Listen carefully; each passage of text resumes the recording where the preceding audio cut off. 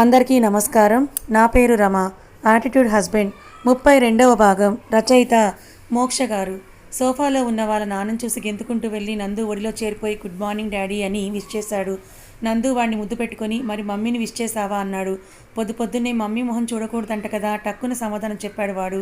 ఆ మాటకి శైలు జంకి నందును చూసింది. అర్థం కానట్టుగా తలెత్తి శైలుని చూసిన నందు తన చూపుల్లో వాడన్న మాటకి మర్మం అర్థమయ్యి తన తలని వెనక్కి వాల్చేస్తాడు. నెత్తి మీదకి అంత వయసు వచ్చిన దానికి ఇంకా మాట్లాడడం చేత కావట్లేదు. మమ్మీ చెప్పింది అబద్ధం నాన్న అన్నాడు నందు. అయితే వెళ్ళి విష్ చేసి రానా మరి అన్నాడు వాడు.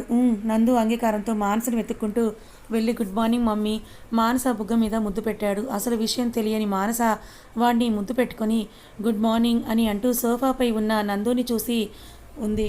కోపంగా నిప్పులు జల్లుతున్న అతని కళ్ళు చూడగానే ఏదో అయ్యిందని మాత్రం అర్థమయ్యింది. ఆ దేవుడు 5 నిమిషాలు కూడా నన్ను నవ్వనివ్వడేమో అని అనుకుంటూ ఇప్పుడు ఏదైనా అంటే మళ్ళీ మొదటికి వచ్చేస్తుంది మా సమస్య అని ఏమీ మాట్లాడలేదు మానస. కానీ నందు కోపాన్ని చూసి భయపడిపోయింది. ఎలా అయినా ఆ కోపం బారి నుంచి తనని తప్పించమని దేవుణ్ణి మొక్కుకుంటూ ఉండగానే నందు ఫోన్ రింగ్ అయింది. నందు ఫోన్ లిఫ్ట్ చేసి అవతల వాళ్ళు చెప్పింది విని కార్ కీస్ తీసుకున్నాడు. తనకు ఎదురొచ్చిన శైలుని కల్లారా 2 నిమిషాలు చూసి నుదుటి మీద ముద్దు పెట్టుకుని చిన్న పనుంది వెళ్ళొస్తాను అన్నాడు. ఇంత పొద్దున్నే శైలు అంటుంటే వచ్చేస్తాను కదా అని గుమ్మం దగ్గర ఉన్న గౌతమ్ని కోపంగా చూస్తూ బయలుదేరాడు నందు. ఆ చూపునే తలుచుకుంటూ ఏ క్షణాన అగ్నిపర్వతం బద్దలవుతుందో అని గుండెల్ని అరచేతిలో పట్టుకొని కూర్చున్నాడు గౌతమ్. టిఫిన్కి రమ్మని శైలు మానస ఎంత బలవంతం చేసినా వినకుండా అక్కడే కూర్చున్నాడు నందు రాక కోసం కాపు కాచుకొని. మరి సుమారు 12 గంటలు కావస్తూ ఉండగా పోర్టికోలో కారు ఆగిన శబ్దం. ఆ చప్పుడుకి గౌతమ్కి గుండె జారిపడ్డట్టుగా అయ్యింది. విసురుగా కారు నుంచి వచ్చిన నందు గౌతమ్ అని ఇల్లంతా ప్రతిధ్వనించేలా అరిచాడు. అప్పటికి అందరూ హాల్లోకి వచ్చారని నిర్ధారించుకొని గౌతమ్ గట్టిగా ఊపిరి తీసుకొని బయటకు వచ్చాడు. గౌతమ్ని చూడగానే నందు తోక తొక్కిన పాముల గౌతమ్ మీద విజృంభించి అతని చొక్కాని గుండీలు తెగిపోయేలాగా 2 చేతులతో ఒడిసి పట్టుకున్నాడు. నందుకి ఎప్పుడు కోపం వచ్చినా ఇలాగే చేస్తాడని మానస శైలు ముందు పెద్ద పట్టించుకోపోయినా విశ్వనాథ్ గారు మాత్రం పొద్దుటి నుంచి మనసులో ఆడుతున్న భయం ఏదో ఇప్పుడు బయటపడినట్టుగా అయింది. నందు ఏమైంది చాలా చిన్న స్వరంతో అడుగుతున్న గౌతమ్ని పిడికిలు బిగించి మొహం మీద ఒకటి గుద్దాడు నందు. కింద పెదవి రక్తం చిట్లేలా తగిలిన దెబ్బలు మానస శైలు ఇద్దరు విలువిల్లాడిపోయి నందుకి చెరువు పక్కకొచ్చారు. మీరు ఈ విషయంలో ఇన్వాల్వ్ అయితే నా అంత చెడ్డోడు ఉండడు చెప్తున్నా అని ఒకేసారి ఇద్దరికీ వార్నింగ్ ఇచ్చేశాడు నందు. ఇద్దరు భయంతో 2 అడుగులు వెనక్కి వేశారు. నందు కొట్టడానికి చెయ్యి ఎత్తగానే గౌతమ్ అతన్ని పట్టుకొని నందు ఏమైందిరా అన్నాడు. ఆ దామోదర్ గారితో కలిసి నన్ను మానసిని చంపాలని అనుకున్నది నువ్వేంట్రా అని నందు గౌతమ్ షర్ట్ పట్టుకొని గుంజాడు. ఆ మాటకి నీళ్లు నములుతున్న గౌతమ్ని చూసి మరొకసారి చెయ్యి ఎత్తి గౌతమ్ని కొట్టబోతూ ఉంటే అన్నయ్య అని అరిచింది శైలు. నోటికి ఏదొస్తే అది మాట్లాడకు. ఆ యాక్సిడెంట్కి గౌతమ్కి ఏంటి సంబంధం? మతుండే మాట్లాడుతున్నావా అన్నది నందుని. నిన్ను మధ్యలో రావద్దన్నానా అని వేలు చూపించి శైలుని బెదిరించి గౌతమ్ దగ్గరికి వెళ్తూ ఉంటే ఇంకా చాలు నందు అని అరిచింది మానస కూడా. మీరు మారరా? అలాగే మూర్ఖంగా ప్రవర్తిస్తారా? అసలు అన్నయ్య ఎందుకు ఈ పనిచేస్తాడు అని విచక్షణతో కాస్తైనా మీరు ఒక్కసారైనా ఆలోచించారా అని మానస కూడా గౌతమ్కి వంతపడింది. ఇన్నాళ్ళు నువ్వు ఒక్కదానివే అనుకున్నాను, శైలు కూడా నా మీద నమ్మకం లేదా అని శైలు కేసు తిరిగి గౌతమ్ చేతిని లాక్కొని శైలు నెత్తి మీద వేసి నేను చెప్పింది అబద్ధమని శైలు కళ్ళలోకి చూస్తూ చెప్పు అన్నాడు గౌతమ్. గౌతమ్ మౌనంగా చెయ్యి వెనక్కి తీసుకోవడంతో నందు మినహా మిగతా వాళ్ళ మొహాల్లో కత్తి బయటకు నెత్తురు చుక్కలేదు. నందు గౌతమ్ చేతిని శైలు తలపై తీసి దాని కళ్ళలోకి చూస్తూ నేను అంటుంది అబద్ధమని చెప్పరా అన్నాడు మళ్ళీ. గౌతమ్ శైలు కళ్ళలోకి చూడలేక తల వంచుకొని నిల్చోవడం చూసి ఈ ఇద్దరికి ఇప్పటికైనా అర్థమైందా వీడి నిజస్వరూపం ఏంటో అన్నాడు నందు. గౌతమ్ని కొట్టడానికి చెయ్యి ఎత్తగానే అన్నయ్య అని నందు చేస్తున్న పనిని ఖండించి నందుని వెనక్కి లాగి అతని గౌతమ్కి మధ్య అడ్డుగా నిల్చుంది శైలు. పిచ్చా నీకేమైనా నన్ను చంపాలని చూశాడు తెలుస్తోందా? శైలు మీద అరిచాడు నందు. అదే ఎందుకు అని ఒక్క ప్రశ్న అడిగావా? నీ స్నేహం మీద నీకు నమ్మకం లేదేమో కానీ నా ప్రేమ మీద నాకు నమ్మకం ఉంది. గౌతమ్ కారణం లేకుండా ఏదీ చెయ్యరు అని శైలు అంటూ ఉంటే గౌతమ్ గుండె పిండేసినట్టుగా అయిపోయింది. అక్కడున్న వాళ్ళెవరికీ కూడా తన మొహం చూపించడానికి కూడా అతనికి ఇష్టం లేక తలంచుకొని మౌనంగా నిలబడ్డాడు గౌతమ్. అంత పచ్చి నిజం తెలిసిన తర్వాత కూడా శైలు గౌతమ్ని వెనకేసుకుని రావడం నందు భరించలేకపోయాడు. అని అరుస్తూ టీపాయ్ని కాల్తో తన్ని తన కోపాన్ని ఎలా కంట్రోల్ చేసుకోవాలో తెలియక అలవాటు ప్రకారమే దాన్ని మానస మీద చూపిద్దాం అనుకుని మానస చెయ్యి పట్టుకుని తనని లాక్కొని వచ్చి గౌతమ్కి తనకి మధ్యగా ఉన్న శైలు ముందు నిలబెట్టి, దానికి నేను చెప్పేది అర్థం కానట్టుంది. నువ్వైనా మీ అన్న మనకు చేసిన అన్యాయం దానికి అర్థమయ్యేలా చెప్పవే అన్నాడు. అప్పటికే చెంపలపై జాలువారుతున్న కన్నీటిని చేత్తో తుడుచుకుంటూ, చదువుకునే రోజుల్లో ఎప్పుడైనా మొహాన బొట్టు లేకపోతేనే అన్నయ్య ఊరుకునేవాడు కాదు. అలాంటిది తన్నే నా బొట్టు తుడిచేయాలనుకుంటున్నాడు వదిన. నువ్వన్నట్లు నందు పొరపడుతున్నారేమో అని అంది మానస. అప్పటికే నందు గౌతమ్ చేసిన మోసానికి ఉక్రోషంతో ఊగిపోతూ ఉంటే, పుండు మీద కారం చల్లినట్టుగా ఉన్న మానస మాటలకి ఇంకా ఆవేశాన్ని ఆపుకోలేక మానసని కొట్టడానికి చెయ్యి ఎత్తి చివరి నిమిషంలో తమాయించుకొని, నా వాళ్ళు నేను చెప్పేది వినేవాళ్ళు అయితేనే ఈ ఇంట్లో ఉండండి, నా మాటకి ఎదురు చెప్పే వాళ్ళైతే ఈ ఇంట్లో ఉండకూడదు, ఇప్పుడే ఇంటిని వదిలి వెళ్ళిపోండి, లేదంటే నాలో మరో రాక్షుణ్ణి చూస్తారు మీరు అని చెప్పి చకచక మెట్లెక్కి వెళ్ళిపోయాడు తన రూమ్కి నందు. అలా వెళ్ళి బల్లున డోర్ దగ్గర వేసేశాడు. నందు వెళ్ళాక శైలు గౌతమ్ చేతుకొని పట్టుకుని, పదండి వెళ్దామంది. వదిన ఎక్కడికి అంది మానస. నందు చెప్పింది నువ్వు వినలేదా అంది శైలు. నందు ఏదో కోపంలో, నీకు నందు గురించి తెలిసి కూడా ఏంటి వదిన అని శైలుకి అడ్డు వెళ్ళబోయింది. నేను తిరిగి వస్తాను, గౌతమ్ తప్పు చేయలేదన్న నిజాన్ని నిరూపించే ఇక్కడికి వస్తాను అని వాళ్ళ నాన్న కళ్ళతోనే వీడ్కోలు చెప్పి బయటకు వచ్చేసింది. నా మాటకు ఎదురు చెప్పే వాళ్ళే ఇక్కడ ఉండాలి అని చెప్పిన నందు మాటలు శైలు చెవిలో మారు మ్రోగుతున్నా వచ్చేటప్పుడు మానసని తనతో వస్తావా అని అడగలేదు. మానస కూడా నేను వస్తానని చెప్పలేదు. వాళ్ళు ఆ ఇంటి గేట్ దాటేంత వరకు అక్కడే ఉండి వాళ్ళ గేట్ దాటగానే ఏమీ చేయలేని దానిలో భుజాలు వాల్చేసి వేరే గదిలోకి వెళ్ళి తలుపు వేసుకొని అప్పటి వరకు దిగమింగిన బాధని కన్నీళ్ల రూపంలో బయటికి పంపించేసింది. విశ్వనాథ్ గారు మాత్రం ఎటూ తోచని స్థితిలో అక్కడే నిల్చొని కాలు లాగుతూ ఉండేసరికి ఇంకా శైలు నిజంగానే వెళ్ళిపోయింది అన్న పచ్చి నిజాన్ని అర్థం చేసుకొని ఆయన గదికి వెళ్ళి రెస్ట్ తీసుకున్నారు. కట్టు బట్టలతో తనతో కలిసి వచ్చేసిన శైలునే కన్నార్పకుండా చూస్తున్నాడు గౌతమ్. ఆకలేస్తుందా గౌతమ్ అంది శైలు. నేను తప్పు చేశాను శైలు అన్నాడు గౌతమ్. అదే నందు చెప్పాడు కదా, నేను మీ అన్నయ్యనే చంపాలనుకున్నాను అన్నాడు. అదే విన్నాను కదా, మళ్ళీ మళ్ళీ ఎందుకు చెప్తారు కాస్త విసుగ్గా అడిగింది. నా మీద కోపం లేదు అని అన్నాడు. తల అడ్డంగా ఊపి, ఆకలేస్తుంది నాకు అంది పొట్ట తడుపుకుంటూ. నా జేబులో రూపాయి కూడా లేదు అన్నాడు గౌతమ్. ఫోన్ ఉంది కదా, మొబైల్ ట్రాన్స్ఫర్ చేయండి అంది. అయ్యో రామా అని తల పట్టుకొని గోడకి జారబడ్డాడు గౌతమ్. ఏంటి అలా చతికిలబడ్డారు, తల తిరుగుతోందా అంది గౌతమ్ని పట్టుకొని. ప్రాణం పోతోంది, నా మీద నువ్వు పెట్టుకున్న నమ్మకం చూస్తే నాకు చావాలనిపిస్తోంది. నీకు దండం పెడతాను, మీ అన్నయ్య దగ్గరికి వెళ్ళి పుణ్యం కట్టుకోవే అన్నాడు. నేను అక్కడికి తిరిగి వెళ్తే మీతోనే కలిసి వెళ్ళేది అని మొండిగా అంటున్న శైలుని లాగిపెట్టి ఒకటి కొట్టి తన చెయ్యి పట్టుకొని అక్కడే ఉన్న ఒక లాడ్జ్ దగ్గరికి లాక్కొని వెళ్ళి వాళ్ళిద్దరికీ ఒక రూమ్ తీసుకున్నాడు. శైలు కోసం అన్ని గదులు తడుగుతూ విశ్వనాథ్ గారి రూమ్కి వెళ్ళిన విహారీ బెడ్ మీద సాలోచనగా కూర్చున్న ఆయన్ని కదిపి, తాతయ్య అత్త ఎక్కడా అని అడిగాడు. ఆయనకి ఏమని సమాధానం చెప్పాలో అర్థం కాక వస్తున్న తన కన్నీటిని గొంతులోనే దిగమింకొని, అత్త మామయ్య ఊరు వెళ్ళారు నాన్న, కొన్ని రోజుల్లో తిరిగి వచ్చేస్తారు అని అన్నాడు. ఊరు వెళ్ళారా, మరి నాకు చెప్పలేదేంటి అని అన్నాడు బాబు. డాడీ ఏదో పని పడి మామయ్యని పంపిస్తే మామయ్యతో పాటే అత్త కూడా వెళ్ళిందన్నారు ఆయన. డాడీ పంపించారా నడుము మీద చేతులు పెట్టుకుని అడిగి డాడీ అని నందు దగ్గరికి పరిగెత్తాడు. గౌతమ్తో కలిసి శైలు కూడా ఇంటి నుంచి వెళ్ళిపోయిందన్న బాధో కోపమో తెలియని స్థితిలో సిగరెట్ మీద సిగరెట్లు కాలుస్తూ ఉన్న నందు పిల్లాడి మాట వినపడగానే చేతిలో సిగరెట్ నలిపి విసిరేసి గదిలో కమ్ముకుపోయిన పొగ బయటికి పోయేలా కిటికీ తలుపులు తెరిచాడు. డాడీ అంటూ తన దగ్గరికి వచ్చిన విహారీ గదిలో ముక్కు పుటలు అదిరేలా వస్తున్న సిగరెట్ వాసనకి నోటికి చొక్కా అడ్డం పెట్టుకుని దగ్గుతూ నందు దగ్గరికి వెళ్ళి, అత్త మావయ్యని ఊరికి పంపించావంట, ఎప్పుడొస్తారు అన్నాడు. తెలియదు ముక్తసరిగా జవాబిచ్చాడు నందు. ఈ వీక్లో మమ్మీ నన్ను స్కూల్లో జాయిన్ చేస్తాను అంది కదా, అత్త లేకుండా నేను స్కూల్కి వెళ్ళను, అప్పటికి అత్తని ఇక్కడికి తీసుకొని వచ్చేయమని చెప్పు అని అన్నాడు. అన్నాడు నందు. లేదు ఇప్పుడే చెయ్యండి నా ముందే అని తన ప్యాంట్ పట్టుకొని గుంజుతూ అడుగుతూ ఉన్న విహారిని చూసి నందుకి విసురుతో కొట్టడానికి చెయ్యి ఎత్తి చివరి నిమిషంలో ఆ చేతిని కిందకు దించేసి తమాయించుకొని మానస అని అరిచాడు. అలా నందు అరిచిన అరుపుకి గబగబా వచ్చి కోపంగా ఉన్న నందుని చూసి ఏమీ మాట్లాడకుండా ఏంటన్నట్లుగా చూసింది. వీడిని ఇక్కడి నుంచి తీసుకొని వెళ్ళు, వీలైనంతగా నాకు దూరంగా అని అన్నాడు అరుస్తూనే. చిన్నపిల్లాడితో అనాల్సిన మాటలేనావి గట్టిగా అనలేక గొనుగుతూ విహారిని తీసుకొని అక్కడి నుంచి వచ్చేసింది మానస. శైలుని హోటల్లో పెట్టి మధ్యాహ్నం వరకు ఎక్కడెక్కడో తిరిగిన గౌతమ్కి కడుపులో మంచి ఆకలి కేకలు వినిపించేసరికి అక్కడ శైలు కూడా తిని ఉండదు అని ఇద్దరికి బయట ఫుడ్ని పార్సల్ కట్టించి వాళ్ళ రూమ్ డోర్ తట్టాడు. తలుపు తీసిన శైలు వంక మచ్చుకైనా చూడకుండా ఫుడ్ పార్సల్ తన చేతిలో పెట్టి వచ్చి అలా బెడ్ మీద వాలాడు. శైలు కూడా పార్సల్ ఏంటని చూడకుండా తెచ్చింది తెచ్చినట్టుగానే అక్కడున్న డ్రెస్సర్ మీద పెట్టేసి తను వచ్చి గౌతమ్ పక్కనే పడుకుంది. తన మొహాన తగులుతున్న శ్వాసకి పక్కన ఉన్నది శైలు అని తెలిసిన గౌతమ్ తనకి ఎడమొహంగా పడుకొని, అది నువ్వు తింటావని తీసుకొచ్చాను శైలు, నన్ను విసిగించగా అది తిని వెళ్ళి అని అన్నాడు. నా కోసమా తీసుకొచ్చింది?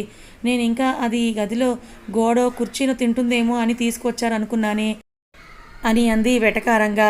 పోనీ ఇప్పుడు చెప్పాను కదా, వెళ్ళి తిను అని అన్నాడు గౌతమ్ కళ్ళుని రెప్పలు తెరవకుండానే. మరి మీరు తిన్నారా అని అంది. నాకు ఆకలిగా లేదు అన్నాడు గౌతమ్. మరి మీరు తినకుండా నేను ఎప్పుడైనా తిన్నానా మరి అని అంది శైలు. గౌతమ్ గట్టిగా నిట్టూర్చి మంచం మీద నుంచి లేచి, మీ అన్నని మించిన దానివే, వచ్చి చావు అన్నాడు. తను తెచ్చిన ప్యాకెట్ని ఓపెన్ చేస్తూ భోజనం చేసి చేతులు కడుక్కొని వచ్చి శైలు కిటికీ పక్కన నిల్చొని సిగరెట్ కాలుస్తున్న గౌతమ్ పక్కన చేరింది. తను కాల్చే సిగరెట్ పొగ శైలు మొహానికి తగులుతుంటే సిగరెట్ అయ్యేదాకన్నా అలా పక్కకి తగలడవే అన్నాడు. ఆ మాటకి శైలు రెండంటే రెండు, అది పొదుపుగా వేసి నిల్చుంది. 2 క్షణాలకి శైలు మీద జాలి వేసి తల తిప్పి తనను చూశాడు గౌతమ్. పెద్ద పెద్ద కళ్ళతో చూపు తిప్పుకోకుండా తన్నే చూస్తున్న శైలుని చూసి ఇబ్బందిగా అనిపించి తల పక్కకు తిప్పేశాడు. ఈ గొడవలో మా అన్నయ్య రాంగ్ అని ప్రూవ్ చేయడానికి ఎంత టైం పడుతుందంటారు అంది. గౌతమ్ కోపంగా చూసి చేతిలో 100 రూపాయల కాగితం ఒకటి పెట్టి, ఇందాకే వచ్చేటప్పుడు చూశాను, ఈ రోడ్డు చివర చిలక జోస్యం చెప్పేవాడున్నాడు, వాడి దగ్గరికి వెళ్ళి ఈ 100 వాడి చేతిలో పెట్టి అడుగు అన్నాడు. శైలు నవ్వుతూ ఆ 100తో పాటు తన కొంగును ముడుపు కింద కట్టిన డబ్బు కట్ట ఒకటి తీసి గౌతమ్ చేతిలో పెట్టి, ఇది ఉంచండి అని అంది. తలతలా మెరిసే 2000 నోట్ల కాగితం చూడగానే గౌతమ్ బ్రొకటి ముడేసి, ఇంత డబ్బు నీకెక్కడిది అని అంటూ తలెత్తిన గౌతమ్కి శైలు మెడలో పసుపు తాడు వేలాడుతూ కనపడింది. అది చూసి విరక్తిగా చేతిలో ఉన్న డబ్బు కట్ట శైలు మొహాన కొట్టి, నువ్వు చేతకాని వాడివి అని ఇలా సింబాలిక్గా చెప్తున్నావా? రేపొద్దున్న నాకేదైనా అయ్యి మీ అన్న పంచన చేరితే మెడలో పుస్తల తాడు కూడా ఉంచలేదు నీ మొగుడు అని నన్ను అంటూ ఉంటే శైలు అతని నోటిపి చేయడ్డు పెట్టి అతని కళ్ళల్లోకే సూటిగా చూస్తూ, అలాంటి రోజే ఒకటి వస్తే మీ ప్రాణం కంటే ముందు నేనే ప్రాణాలు వదులుతాను అంది. ఆ మాటకు గౌతమ్ కరిగిన లోపల ఏదో తప్పు చేశానన్న భావనతో ఏమీ మాట్లాడలేదు. శైలు చేతిని విసిరికొట్టి రూమ్ నుంచి బయటకు వచ్చేశాడు. అర్ధరాత్రి వరకు ఇంటికి రాని నందు కోసం నిద్ర మానుకుని కూర్చున్న మానస కార్ చప్పుడుకు మెయిన్ డోర్ దగ్గరికి వెళ్ళి డోర్ ఓపెన్ చేయబోతూ పక్కనే కిటికీ నుంచి వచ్చింది. ఎవరా అని చూసింది. కారులో నుంచి తూలుతూ దిగుతున్న నందుని చూసి డోర్ ఓపెన్ చేయగానే నందు అమాంతం వచ్చి తన మీద వాలిపోయాడు. ఆ బరువంతా తనపై ఆనేసరికి ముందు వెనక్కి పడిపోయిన డోర్ పట్టుకుని సరిగ్గా నిలబడి నందు 2 బుగ్గలు తడిమింది. ఆకలేస్తోంది. నీరసంగా చెవిలో నందు పలికిన మాటలకి అతన్ని నెమ్మదిగా నడిపించుకొని డైనింగ్ రూమ్ దగ్గరికి తీసుకొని వెళ్ళి ప్లేట్లో వడ్డించింది. పొద్దుట్నుంచి ఏమీ తినలేదు ఏమో. మానస వడ్డించడం ఆలస్యం. తిండికి మొహం వాచిన వాడిలాగా ఆబగా 2 ముద్దలు తినడంతో తిన్నది గొంతుకు అడ్డపడేసరికి మానస నందు నోటికి మంచినీళ్ళ గ్లాస్ అందించి వెన్నుపై తట్టింది. కాస్త తింటుపడ్డ నందు 3వ ముద్ద నోట్లో పెట్టుకున్నాడు. అతని పక్కనే కూర్చొని అతనికి కొసరి కొసరి వడ్డిస్తోంది మానస. గరిటెలు గిన్నెలు చప్పుడు, వీళ్ళ ఉచ్ఛ్వాస నిశ్వాసాలు తప్ప వేరే మాటకు తావులేని ఆ క్షణం మానస ధైర్యం చేసి నందు అని పిలిచింది. అన్నాడు. మామయ్య గారు పొద్దుట్నుంచి ఏమీ తినలేదు, నేను ఎంత బ్రతిమాలినా ఆకలి లేదని చెప్తున్నారు. మానస మాట పూర్తి కాకముందు నందు ముందున్న ప్లేట్ గాల్లోకి ఎగిరింది. అసలు ఏమైందో తెలుసుకునే లోపు నందు చేతిలో గ్లాస్ కూడా నేలని జార విడిచి, కూతురి మీద అంత ప్రేమ ఉన్నప్పుడు వాళ్ళతోనే వెళ్ళి ఉండాల్సింది కదా, నేనేమన్నా కాలు పట్టి బ్రతిమాలానా అని ప్లేట్ ముందు నుంచి లేచి, ఇలా చూడు, నీకు ఇదే చెప్తున్నాను, నీకు నా దగ్గర ఉండటం కష్టంగా అనిపిస్తే వెళ్ళిపో, ఇప్పుడే పిల్లాన్ని తీసుకొని వెళ్ళిపో, నాకేమీ అభ్యంతరం లేదు అని చెప్పేసి చకచక మెట్లెక్కి వెళ్ళిపోయాడు నందు. శైలు గురించే ఆలోచనలో ఉండి నిద్ర కూడా పోకుండా ఆలోచిస్తూ ఉన్న విశ్వనాథ్ గారు నోట్లో దుప్పటి కొక్కుకొని కుల్లి కుల్లి ఏడ్చారు. ఆకలి అని చెప్పి మధ్యలో వదిలి వెళ్ళిపోతుంటే మానస మనసు ఆగలేక వేరే ప్లేట్లో వడ్డించుకొని నందు రూమ్కి వెళ్ళింది. సిగరెట్ తీసుకొని వెలిగించుకోబోతున్న నందు మానస రావడం చూసి కళ్ళెర్ర చేసి ఏంటిదంతా అన్నాడు. మానస మౌనంగా చేతిలో ప్లేట్ని నందు ముందు పెట్టి, వెళ్ళిపోయేదాన్ని అయితే ఇప్పుడు కాదు ఎప్పుడో వెళ్ళిపోయేదాన్ని, నా ప్రేమ అర్థం కాదా అని నన్ను అడుగుతున్నారు, నా కళ్ళల్లో మీకు నా ప్రేమ కనిపించలేదా అని అంది మానస. నందు ఏమీ మాట్లాడలేదు. చేతిలో సిగరెట్ నోట్లో పెట్టుకోబోతుంటే మానస నందు చేతి నుంచి దాన్ని లాగి, ఆకలి అన్నారు, భోజనం చేయండి అంది. వద్దు అన్నాడు ముక్తసరిగా. మీరేం చెప్పినా నేను వినేలా లేను. పట్టండి ముద్ద కలిపి నందు నోటికి అందించింది. నందు ఎటు మాట్లాడకుండా ఉండడం చూసి మానస నందు 2 బుగ్గలు పట్టుకుని నోరు నొక్కి బలవంతంగా నందుకి ఆ ముద్ద తినిపించింది. నందు పేచి పెట్టకుండా ఆ ముద్ద తిని మూతి తుడుచుకుంటూ మానస నడుం చుట్టూ చేయి వేసి దగ్గరికి లాక్కొని మానస కలలోకి చూస్తూ మీ అన్నయ్యని ఇంట్లో నుంచి వెళ్ళగొట్టాను అని నా మీద కోపం లేదా అంది. కారణం లేకుండా మీరేది చేయరు కదా అంది నందుకి తినిపిస్తూ. అలా అయితే గౌతమ్ తప్పు చేశాడని నువ్వు నమ్ముతున్నావా మరి అన్నాడు తల అడ్డంగా ఊపి. అది మీరు కూడా నమ్మనట్టే ఉంది నాకు అని అంది. నందు మాట్లాడకుండా మానస భుజం మీద తలవాల్చేసి తను పెట్టే ముద్ద లొట్టలేసుకుంటూ తింటున్నాడు. నా జాతకమే అంతేనేమో. నేను ఈ ఊర్లో అడుగుపెట్టిన దగ్గర నుంచి నేను బాధపడ్డమే కాక నా చుట్టూ ఉన్న వాళ్ళని బాధ పెట్టాను. ఏం కర్మ చేసి పుట్టాను అంటున్న మానస నడుము మీద గిచ్చి తన నడుము చుట్టూ చేతులు పోనిచ్చి బాబు ఎక్కడ అన్నాడు. మావయ్య గారి దగ్గర అని నందుకి చివరి ముద్ద పెట్టి ఇంకొంచెం తీసుకుని రానా అంది. వద్దు అని మానస చీరకొంగుతో చేతులు నోరు తుడుచుకొని మాటిచ్చాను కదా కొన్ని రోజుల్లో అన్నీ అవే సర్దుకుంటాయని, వాటి గురించి ఇంకా ఆలోచించొద్దు అని మానస నెత్తిని ముద్దాడి నిద్రకి ఉపక్రమించాడు. పొద్దున్న ల్యాప్టాప్ ఓపెన్ చేసి దాన్ని ముందేసుకొని కూర్చున్న నందు దగ్గరికి బాబు చిన్ని అడుగులు వేసుకుంటూ వాడి దగ్గరికి వచ్చి డాడీ అన్నాడు విహు. నాన్న ఒక 2 days నన్ను డిస్టర్బ్ చేయకు ఖచ్చితంగానే చెప్పాడు నందు. అది కాదు daddy, I have a secret గుసగుసగా చెప్తున్న వాడిని చూసి ఏంటి అన్నాడు నందు. తాతయ్య నైట్ అంతా ఏడుస్తూనే పడుకున్నారు. నందు దగ్గరకంటూ వచ్చి నందు చెవిలో చెప్పాడు. బాబు నీకెలా తెలుసు కళ్ళెగరేసి అడిగాడు నందు. పిల్లో తడిచి ఉంది. నా చిన్నప్పుడు మా రూమ్లో పిల్లో కూడా ఇలాగే తడిగా ఉండేది. నేను సుస్సు పోయకపోయినా కూడా పిల్లో అలా ఎలా తడిగా ఉంటుంది అని ఒకరోజు చూస్తే మమ్మీ నాకు ఏడుస్తూ కనిపించింది. అప్పుడు అర్థమైంది నాకు ఇన్నాళ్ళకి ఆ తడి పిల్లో మీద పడుకునే అవస్థ తప్పింది అంటే ఇప్పుడు తాతయ్య మొదలుపెట్టారు మళ్ళీ అని వాడికి వయసుకు మించినట్టుగా అన్నాడు బాబు. ఆ మాటకు జాలేసి వాడిని నక్కును చేర్చుకొని నేను తాతయ్యకి చెప్పి చూస్తానులే అని అనునయించి ఆయన గది వంక చూశాడు. ఆ గది తలుపులు ఇంకా తెరుచుకోనే లేదు. రోజు ఆ టైంకి నిద్రలేచే ఆయన ఇంకా లేకపోయేసరికి ఒకసారి లేచి వెళ్దాం అనుకున్న నందు మానస ఆ గదిలోకి వెళ్ళడం చూసి ఆ పనిని విరమించుకొని ల్యాప్టాప్లో దేని గురించో చూస్తున్నాడు. మావయ్య నిన్నటి నుంచి పచ్చి మంచినీళ్ళైనా తాగలేదు. ఇలా అయితే ఎలా మావయ్య అని వినపడిన మానస గొంతుకు నందు చెవి రిక్కించి పెట్టాడు. విశ్వనాథ్ గారి గొంతు అయితే నందుకి వినిపించలేదు. మౌనంగా ఉండిపోయారేమో అని అనుకున్నాడు. శైలు వదిన ఒక్కతే మీ కూతురా? ఏ ఇక్కడ మేము కూడా నీ పిల్లల లాంటి వాళ్ళమే కదా మావయ్య. మా గురించి ఆలోచించైనా కాస్తైనా మీరు తినండి మావయ్య అని విశ్వనాథ్ గారిని బ్రతిమలాడుతూ ఉంది మానస నన్నేం విసిగించొద్దమ్మా, నాకు ఆకలిగా లేదు, ఆకలేస్తే నేనే తింటానులే అని చిన్నగా విశ్వనాథ్ గారి స్వరం. నిన్నటి నుంచి ఇదే మాట. ఇప్పటికీ ఎంత ఆకలేస్తే అంతే తినను మావయ్య అని మానస మాట. ఎంత ప్రతిభానినా విశ్వనాథ్ గారి నోటి నుంచి వద్దనే మాట తప్ప ఇంకేమీ రావట్లేదు. ఇంకా మానస వల్ల కాదనుకున్నాడో ఏమో. నందు లేచి ఆయన గదిలోకి వెళ్తుంటే కూతురు మీద అంత ప్రేమ ఉంటే దాంతోనే వెళ్ళిపోవచ్చు కదా.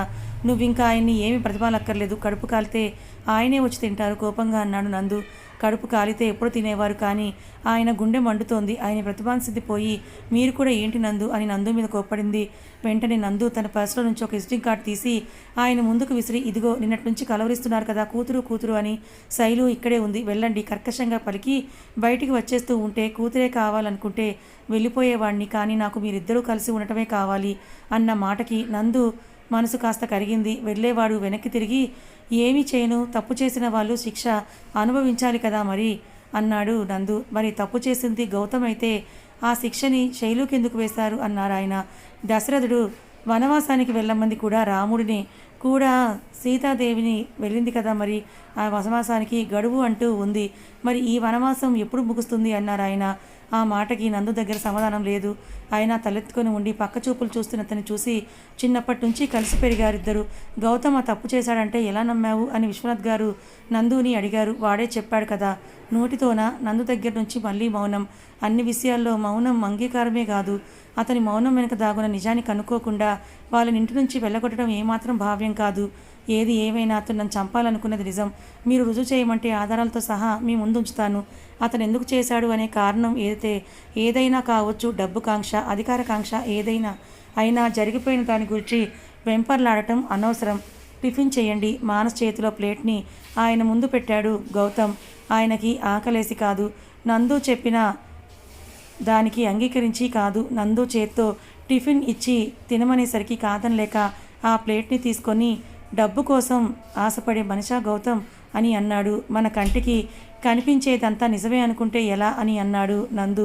కానీ శైలు కూడా గౌతమ్ని నమ్ముతోంది కదా. ప్రేమ గుడ్డిది అంటారు. అలాగే గుడ్డివాడిని నమ్మేసి వాడితో పాటే వెళ్ళిపోయింది. మరి నువ్వనుకునేది నిజమైతే రేపు ఆ గౌతమ్ డబ్బు కోసం ఎంతకైనా తెగించి శైలుని అని ఇంకా మాట్లాడలేక మూగబోయిన గొంతుతో తలెత్తి నందుని చూశాడు.